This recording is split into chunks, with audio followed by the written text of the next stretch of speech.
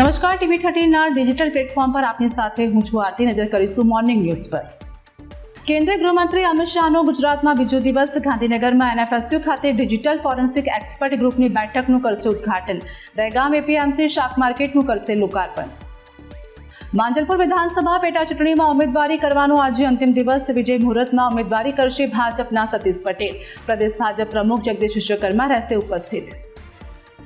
RTOમાં આજથી શરૂ થશે ફિટનેસ ટેસ્ટ. ગત 8 મેથી બંધ કરાઈ હતી ફિટનેસની કામગીરી. હાલ રાજ્યમાં 50,000થી વધુ અરજી છે પેન્ડિંગ. ટ્રાફિકના નિયમો પ્રત્યે બેદરકારી બની શકે છે જીવલેણ. હેલ્મેટ અને સીટ બેલ્ટ નહીં પહેરવાથી રાજ્યમાં રોજ 11 લોકોના મોત. રોડ સેફટી ઓથોરિટીના રિપોર્ટમાં થયો ઘટસ્ફોટ.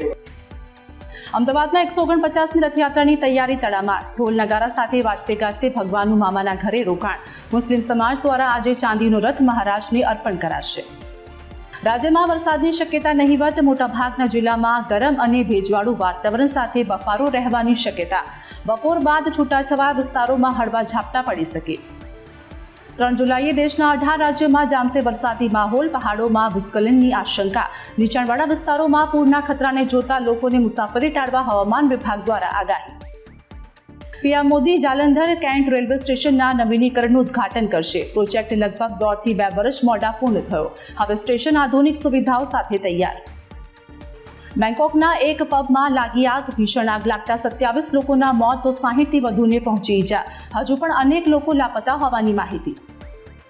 ઈરાનનો કુવૈત પર ડ્રોન અને મિસાઇલ હુમલો. અમેરિકાની HAMARS મિસાઇલ લોન્ચર્સને કર્યો ટાર્ગેટ. હજુ સુધી કોઈ નુકસાની થયાની માહિતી નહીં.